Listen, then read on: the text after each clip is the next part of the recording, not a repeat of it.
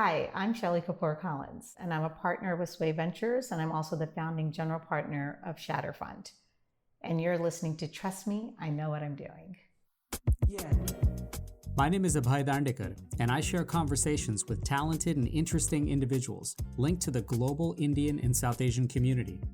It's informal and informative, adding insights to our evolving cultural expressions, where each person can proudly say, "Trust me, I know what I'm doing."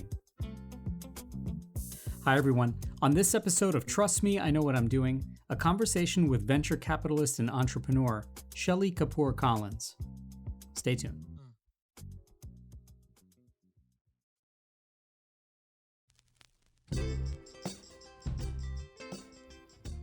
Once again, thank you for listening to Trust Me, I Know What I'm Doing and sharing it with your friends and family, and for following us on social media. And if you're enjoying it, please take a moment to submit a rating and a review, as it's very, very much appreciated. So, I've been thinking a lot about these two questions. How does it feel to break through a barrier? And what structures need to be in place in order to actually break through that barrier? People are finding new ways all the time to disrupt existing models, and often from a messy mixture of ideas and risk and capital are born some of the most elegant and exciting innovations that give us profound breakthroughs. But those breakthroughs can't actually be sustained or even happen in the first place without rooted structures and policies that allow for that messy mixture to even be possible. And for women entrepreneurs now, particularly in tech and science, are the structures and policies in place to help bring more women into positions of economic power and long-term success? This is a question that Shelly Kapoor Collins is actually asking every single day. Shelly's a venture capitalist working and executing change at the intersection of tech, innovation, and policy, focusing on investing in early-stage companies led and founded by female entrepreneurs. She's a partner at Sway Ventures and has built her career around meaningful experiences in Silicon Valley with over 10 years of work at Oracle and founding and running her own companies. Her leadership in both the private and public sectors have been superb, especially in the political and civic engagement arena, serving as a tech advisor to the Obama 2012 campaign and to numerous efforts led by Hillary Clinton, Kamala Harris, and Gavin Newsom. Informed by this work as a founder, investor, and advisor, Shelly launched the SHATTER Fund in 2017 to have a more significant impact on the emerging market of female entrepreneurs and to enable female founders to become 100% participants in the innovation economy. She's a huge advocate for STEM education and pipeline development and started the SHATTER Foundation to benefit underserved girls by providing them educational tools, grants, and mentorship. And this past year, Shelly partnered with the U.S.-India Alliance for Women's Empowerment to organize a SHATTER Summit at the U.S. State Department as a forum for government and private sector leaders to spotlight the critical need to economically empower women and girls in India. So we caught up recently to chat about how she's helping more women and girls to break through, about her own journey through it all and some of the lessons learned. And thankfully, we were both able to meet in person in Maryland, where she grew up after having spent a long time in California. It's fun to be in Maryland, just hanging with you more than anything else. Seriously, who thought we would be doing this? That's right. Yeah, that is right. In a way, because you have so many roots and ties here, It must be sort of nice to create a sense of both professional community and in some place just home, sort of right here as a kind of Maryland terrapin, right? It is actually. It's really cool to kind of, I have this feeling that everyone always goes home eventually. So it was nice to come back home during the pandemic. Yeah. Of all things, we made a pandemic move from California to here and just kind of kept going. So it is nice to be back. Do you think that, in some ways for you, is it sort of like home is, I wouldn't say home is where the heart is, but rather heart is where the home is. I think they both apply. They both apply, yeah. And is this where you grew up, by the way? I grew up in Columbia, Maryland. Oh, wow. Okay. Yeah. So this is nice to sort of like return in that way. Absolutely. Yeah? Absolutely. Let me ask you this. You're sort of at the nerve center here of politics and policy and impact and, in a way, in an entrepreneurial world of chutes and ladders. Why then is it so hard to find healthy and plentiful ladders and sustainable ladders for women? That's a big question. Yeah. And I think there are, ladders across different facets of a woman's life, right? And whether it's her personal life or her career or her entrepreneurial journey, what I've chosen to do is, focus on the educational and the funding aspect for women, right? Yeah. Because, we're more than 50% of the population, yet we're not 100% participants in the innovation economy, and that makes zero sense. Yeah. And so when you look at it, there's a direct link between diversity and innovation, which leads to greater returns for investors. Yeah. And yet we're not making those funding opportunities available. So from that standpoint and that ladder, I think, it's VC funding has always been insular. Yeah. And now I believe that the world is starting to open up and change. Take me, for example, my own path is so nonlinear into VC. Sure. And yet here we are. But the overarching umbrella is STEM. Yeah. STEM education and technology, which eventually leads to entrepreneurship. When did you first sort of figure out that critical, linkage was something that was vital for you to even just like recognize in the first place, to say, hey, these are going to be the accelerators to making this work sort of go? So it's interesting growing up in an Indian family, right? So STEM, math at the age of 5, I mean, that was like number one core. Right. My mom, I'll never forget, she's doing multiplication tables with me. I was the only kid in kindergarten who knew what 8 times 2 was. That's right. It was fun. It was really fun. So at every moment, your times tables are coming out. Every second. And I would raise my hand and the teacher wouldn't call on me because she knew I knew the answer. Yeah, so she wanted other people to know. But I would say that I'm somewhere in, along my career, starting out as a programmer, spending 10 years at Oracle, I just realized that it's really critical for women to have that education. Yeah. In thinking about the sort of chutes and ladders concept and the idea of those sustainable ladders, is there a different empathy that's required, particularly to support and sustain those ladders now that we are really sort of, coming into this space? And in some ways, like this work is maturing more and more. Has your sense of empathy for what is required to really make this work grow and develop and mature so that it can scale, has that sense of empathy in many ways kind of grown and become an iterative practice for you? Just like the same way it would for me in seeing patients. Yeah, I think that's such an amazing question. And it's also very relevant to where I am now with Shatter. Yeah. And so essentially when I started my fund, so technical background, programmer, angel investing, advising women over the course of 20 years. But I launched Shatter in 2017. Yeah. It's the first generation of a fund for women, right? So really it was all about that nascent getting capital and getting it into the hands of female entrepreneurs that match your thesis. Now, looking back 2017 to here we are in 2023, I really didn't have many people guiding me at that time, right? So I didn't really have more than Google kind of showing me what to do and not to do. And so it was a lot of pounding the pavement. Yeah. And it was really hard. Yeah. So in terms of the iterative process and question that you're asking, now, I thought about it and, I'm a partner of Sway Ventures, where I lead our retail tech fund. I'm, heading up our, focus on DEI at Sway. My partners are fantastic, but I've got Shatter. Yeah. And so I really thought long and hard about how do I now use that to help women and lead with empathy, like you're saying. And really what it's come down to is I want to be the person I needed back in 2016 or 17. Yeah. So with that, I'm now helping women launch funds on the Shatter platform. In a world where mentorship isn't always available, or for that matter, that there isn't a blueprint for stuff like this. Right. Has it become that much easier now for you to, again, I love how you put that, sort of imagining who you wanted to be for yourself 5 years ago. Yeah. Have you found that there's still a big gap for that? Massive gap. Yeah. I believe that people feel like they need to do things in silos. Yeah. Everyone's trying to solve the same problem. They think they're doing it differently, but really they're not. Yeah. So there's a lot of power in coming together to solve those issues. And that's what Shatter has become. It's a platform for women allocators and for entrepreneurs. I want to think about like sort of the complex Venn diagram that's associated with sort of our world, right? We were just talking about our children, and in that kind of complex Venn diagram with so many dots to actually connect, in essence, what has, being a mom taught you in this space about being a leader? That's a really great question. They all blend together. Yeah. Right. And we were talking about this also. It's all one big ball of wax. Right. Right.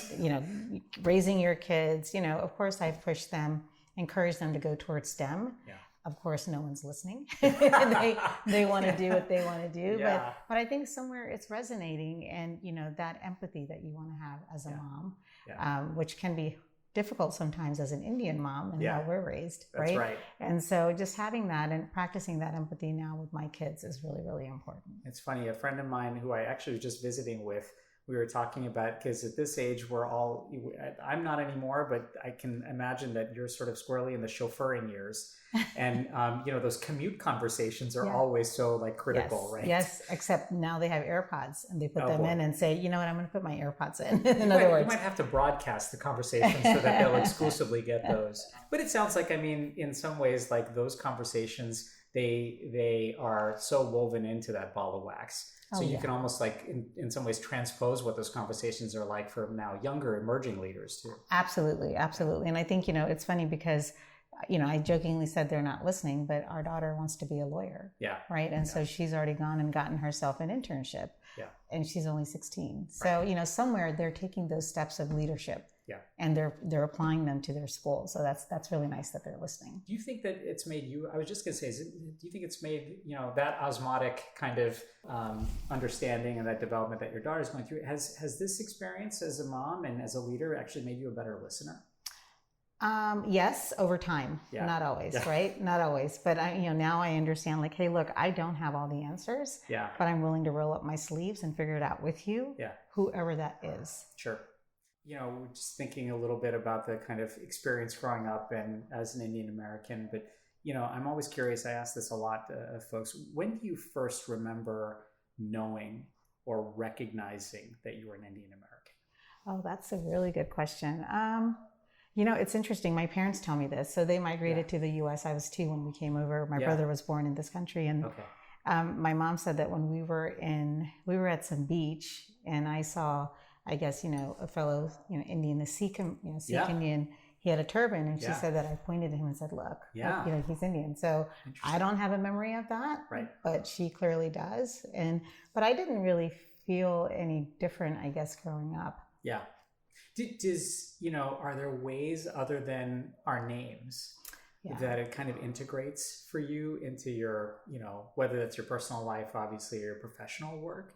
Do you feel like you're an Indian American investor, an Indian American entrepreneur, an Indian American, leader?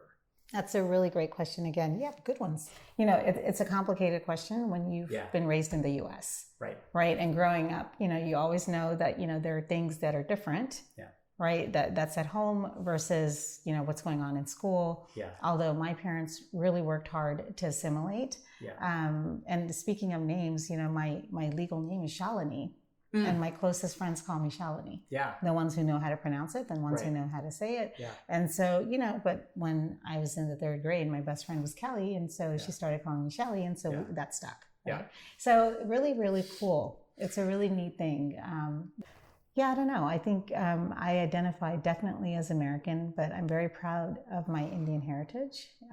So Indian American for sure. If your business partners started calling you Shalini, would that make you think differently at all? I would love it if they did. And some of them try. And some of them try. And honestly, I'm probably too lazy to make it happen, to make them focus on it. I'm sure they would. They're very respectful. An ease and comfort, but you're right. It always, hopefully and thankfully comes from a place of respect. Absolutely. You're listening to Trust Me, I Know What I'm Doing. After a quick break, we'll come back to our conversation with Shelly Kapoor Collins. Stay tuned. Conversation. It's the antidote to apathy and the catalyst for relationships. I'm Abhay Dandekar, and I share conversations with global Indians and South Asians, so everyone can say, trust me, I know what I'm doing. New episodes weekly, wherever you listen to your podcasts.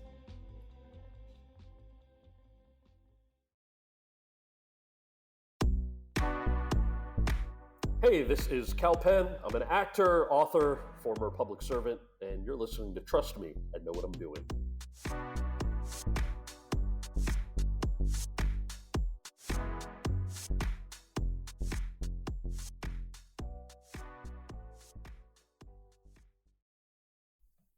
Welcome back to Trust Me, I Know What I'm Doing. Let's rejoin our conversation now with Shelly Kapoor Collins. And speaking of which, I mean, for you, did you always, from a younger age, or was this something that sort of like developed over time, or perhaps even came later? Did you always have sort of an entrepreneurial spirit, or, you know, the type of ethos personally that was, you know, driving you in that direction? So that's interesting. Also, I did. Yeah. It never made sense to me to work for someone else and Sure. to have a job. My sense has always been you can always go get a job. Sure. Right. Especially when we're educated. That's the one thing. You're raised in an Indian family, and your parents will tell you get an education because no one can take that away. Yeah, so having done that, I grew up in a family. My dad's an engineer, but very entrepreneurial. Yeah. And always in business, always doing something. And my mom is the same. So it just kind of really resonates with me. Sort of your sense of self-determination is kind of like that's your true north. It really is. Yeah. It is. There's a lot of grit. When I see someone succeeding, I feel happy for them. Yeah.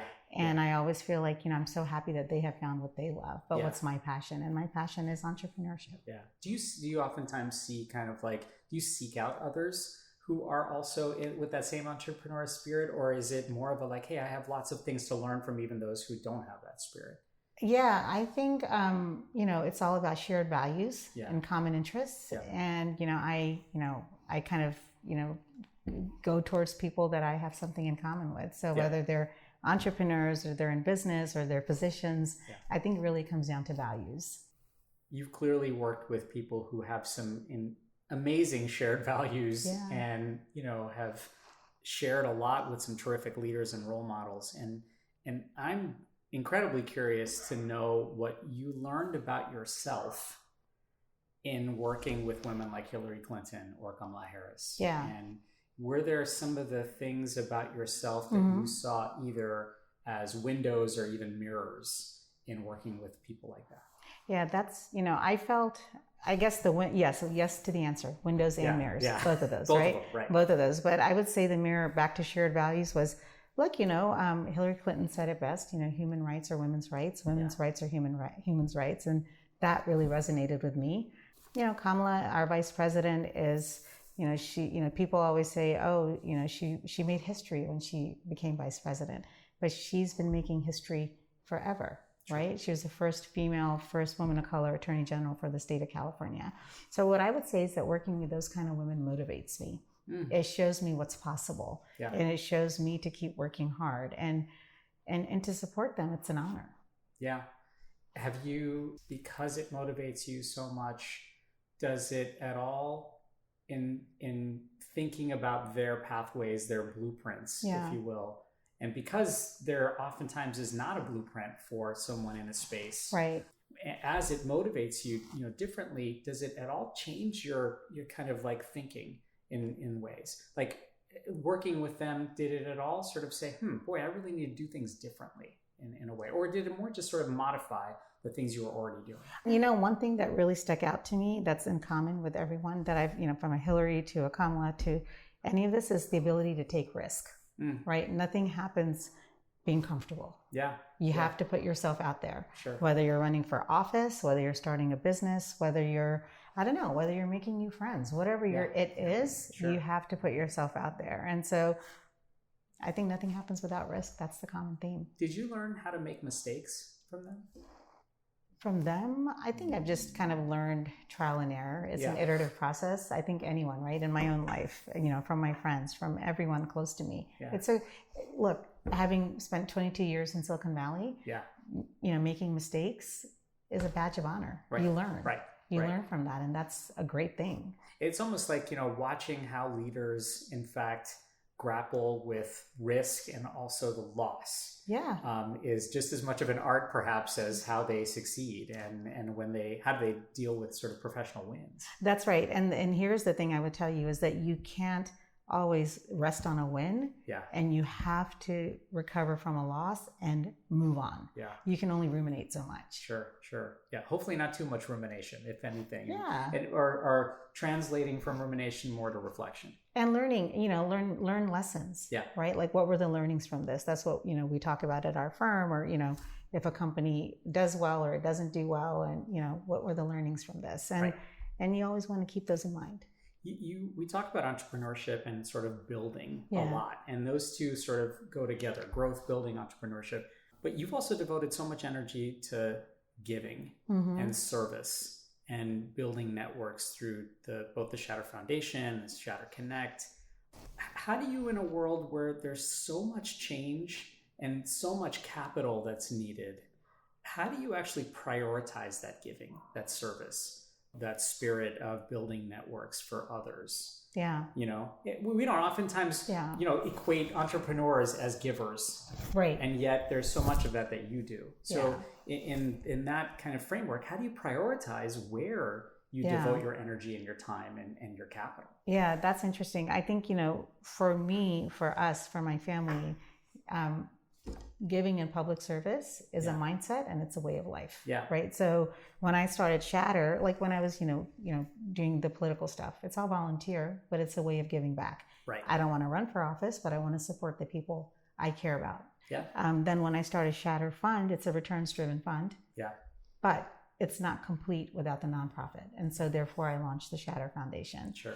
And, building that pipeline of young girls, we focus on high school girls. We focus on high school girls and we talk about, starting that pipeline early. Well, we want to start early. Yeah. We want to take entrepreneurship education to them in high school, then in college. Yeah. And so that's just really the other part of everything we do. Yeah. It was like a no-brainer, have to do that. Did you ever consider running for office? No, it's not for me. Yeah. So no, I'm, much better supporting these amazing people that are running. Sure. Tim Kaine, Mark Warner, Kamala Harris, Hillary Clinton, you name it. So get behind them. Yeah, just support them. Yeah, around them, I guess. Around them, support them. Front or behind. Back to shared values, align with them, and do your part. And is that pipeline gap that you mentioned, is that the most critical area of need, particularly when thinking about the innovation economy and women? The pipeline is there, but it's really that lack of education. Yeah. Not the substrate, maybe. Yeah. And so what our program does is, we teach young girls what is entrepreneurship. Yeah. They don't even know sometimes. You can be a doctor, you can be a lawyer, you can be anyone from anywhere, and you can have an idea and you can become an entrepreneur. Sure. But we teach it to them in a very sticky way. Yeah. Right? In a way that's going to stay with them when they go to college, and it's not, it's not a heavy lift, but they're thinking about it. Yeah. So that's how we want to build that pipeline. I asked Indra Nooyi this, and she had a lovely way of speaking about this in how, of course, and I'll ask it here. I mean, what's the allyship and the synchrony in building those ladders that I just mentioned, that we just talked about, that's actually critically needed from men in this space? And, particularly men who are in positions of power. Yeah. Yeah. So I think, our fund wrote a paper on male allyship. Yeah. And so, really supporting women and helping women become part of the innovation economy, it's just as much a man's responsibility as it is, all the women coming together to do that. And men are still writing the biggest checks to entrepreneurs. They are still controlling the checkbooks, and that's fine. But without male support, we can't make those leaps and strides that we want to make. So it's super critical. And it's also really important to the bottom line of a firm, to the success of retention, employee retention. Costs more to let go of an employee than and have a bad hire. Why would you do that? So that retention, development of employees, it behooves everyone. Do you see this at the policy or the board level now being written into, in some ways, either overtly or even kind of in a backdrop way, more into policy and strategy? To have male allies, you mean? Both male allies and sort of males who are you know what, I need to be replaced by more women. I don't know that it'll be policy. I don't know that might be maybe strategy is. Maybe I think strategy is a better way to go. I think, but it's also a mindset, right? Like at our firm at Sway, we're really focused on bringing on women partners, and because there's a recognition that is where the value is, and you can't script that. Yeah. And I think that needs to be a mindset. And it's a cultural part of a company, right? Of an organization. Yeah. It's almost that sort of undertone. And the culture, I think, piece is so, if you can develop that vibrantly, that actually makes a big, big difference. But it does start at the top. Leadership does start at the top. And, you need to have someone at the helm of any firm who believes in that. You're listening to Trust Me, I Know What I'm Doing. After a quick break, let's come back to our conversation with Shelly Kapoor Collins. Every story told is a lesson learned, and every lesson learned is a story waiting to be told. I'm Abhay Dandekar, and I share conversations with global Indians and South Asians so everyone can say, "Trust me, I know what I'm doing." New episodes weekly, wherever you listen to your podcasts.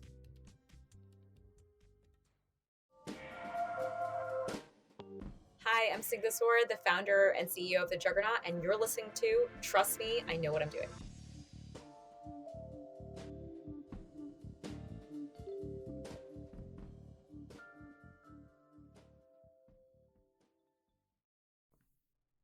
Hi there, I'm Abhay Dandekar, and you're listening to Trust Me, I Know What I'm Doing. Let's rejoin our conversation with venture capitalist and entrepreneur, Shelly Kapoor Collins. I loved that in January you helped steward this Shatter Summit. That was just, something that I found so amazing to read and learn about. What lessons and from that experience, but then also sort of like the kind of narrative that you've built now over so many years, what lessons do we need to learn from women who are global change makers, being global citizens? What are we learning from them? Especially those who are idea rich and have, just that innovative spirit. What are some of those lessons that perhaps you took away from that experience, but also are ongoing?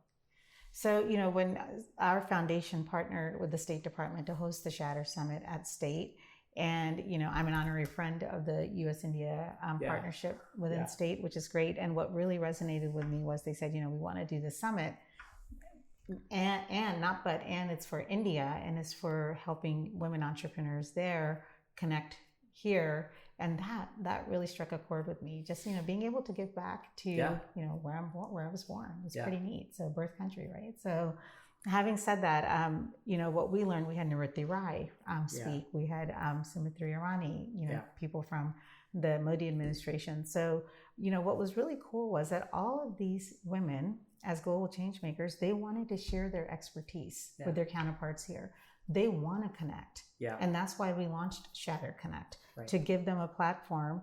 Not that they need our platform, but to really kind of hone in and be deliberate about how they in India can connect with counterparts in the US. Almost like an intentional exchange. Very much so. Very much so. And if you're not deliberate about it, it's not going to happen. So, the pathways are very similar. Experiences are similar. I would say that what we learned is we're more alike than we are apart, but we really need to come together to solve the issues that, women need to start companies. Are there, sort of that lock and key moments that you find that like, hey, just literally making the network connection, or finding sort of people who are comfortably uncomfortable with their work, but now you see similar faces and you see women who are doing similar things. Have you seen that synergy has actually activated and now blossoming and having more tangible results? I really feel like that is happening now. And, not just in the US, in India. I was just in Europe recently. I was there in Paris for several things, but including the Cartier Women's Initiative. And it was really tremendous to see women from all over the globe come together to support these social impact entrepreneurs and to learn about them and to find a way to invest in them and to support them. And, this is not necessarily a gender-based thing, but, when you're in that phase where you have a wonderful idea and you're looking for, networking and almost the capital to build and take that innovation to scale, can that be a pretty lonely position to be in? I think entrepreneurship is lonely. Entrepreneurship is lonely. Venture capital, especially if you're starting off. Like I said, starting the fund was the hardest thing I've done. It is lonely, sure, but it takes perseverance, grit. It's not for everyone, and it's definitely not for the faint of heart. Because it also takes your own capital, your personal capital, your social capital, your relationship capital. So you have to be willing, just like in anything, to sacrifice up front. Did that take a little bit of patience for you to learn that? Yes, it did. It took a lot of patience. And there were times where I was like, maybe I just stop. And my mother was really instrumental. She said, no, you can't stop now. She said, you have to keep going because you've come so far. She's like, no, now you just keep going. Don't worry. Keep paddling. Keep paddling. Yeah, seriously. And she's my biggest champion. So it seems like there's sort of a constant battleground, right? Especially, for those who are marginalized, who are vulnerable. in thinking about the summit, in thinking about this whole idea of patience and keeping, stay grounded, keep paddling, are there signals that personally, in thinking about this community and thinking about the work that you do, are there signals that offer you personally a lot of hope and optimism that it's getting less lonely, it's getting easier perhaps to, start that process? Yeah, I think our generation is different. Yeah. Like when our parents came here, it was about survival. Yeah. And it was very, everything was kept very closed. Yeah. And now our generation is thinking like we should be. I open up my network to my friends and their kids, get them internships, to connect them where they need to go, because we have the capacity to do that. Why wouldn't we do that? Right. So I think in that way, it's changed a lot. And people are working together, and we want to bring more women into the fold. Do you find that it's just easier to share? Like that mindset has maybe kind of the barriers, have dropped or they're going away. I can't say that they've completely dropped, but it seems easier to share. And does that just come naturally with maturity and development, or is it still tough when you're starting out to say like, look, I'm going to open up and I'm going to have that same kind of vulnerability in a sense? I find it's easier to be open. Yeah. And just, it's less pressure. It's just, so less weight on you to just be open and to share. And I think once you have that mindset, it applies to everything. I wonder if that's relatively liberating, that it is. like you sort of like this weight is off your shoulder, that I'm okay with that. Yes. Yeah. Yes. I think that's a really good way of putting it. Yeah. I was thinking about the girl or the woman out there who's perhaps exploring this space and that intersection of tech and innovation and policy and investment for the very first time. They're literally at the beginning of, at the starting line of this. What's your message to them in reflecting on your own experiences and journey, in thinking about two things: something that they should pursue or digest more of, and then equally something that they should intentionally avoid? Oh yeah, that's really good. To start backwards, avoid anyone who tells you not to do something. Yeah. Avoid anyone who says it can't be done. Yeah. Avoid anyone who is deterring you from what you want to do. Because I had plenty of those along the way. Yeah. Starting a fund is so hard. Why are you even doing this? Why would you do that? Oh, you're going to lose all your money. So many different things, but I was pretty focused and determined that this is where I want to be. And then in terms of what to do, tiptoe in. Yeah. If you can't jump right in, that's okay. I started off with angel investing. I loved it. And then I was mentoring women and I was advising them on how to start businesses. And I found that empowering to them. Seeing their success made me feel good. So find your passion. I think that's really important, but then stick with it. Where does collaboration and community then fold into either of those things, but both avoiding the naysayers and then also gravitating towards the tiptoeing and measuring your risk and understanding, in some ways kind of reflecting on who you are first and then diving in? That's a really big question also. It's a really big question. I'm not sure. I think, it's like you said earlier, it's an art, it's not a science. Yeah. And so you'll know, like along the way, I've met amazing women who have been just there to, just kind of bring me up and open the door. And, and then there have been women who have been gatekeepers. And so one thing I would say is that, women have to be door openers, not gatekeepers for each other. I think that's really important. You'll learn how not to be from some women or men. Sure. And in other cases, you'll learn that's exactly what I want to emulate. So. Well, Shelly, it's amazing to learn more about your work, even just to share a nice conversation like this. Yes. I hope we can do this again sometime. Thank you so much for all you're doing. Thank you for having me on. And thank you for all the great work you're doing. I love this. Thanks so much, Shelly. And again, let's find our way to empower girls and women in every field by mentoring, listening, inspiring, educating, and funding. Till next time, I'm Abhay.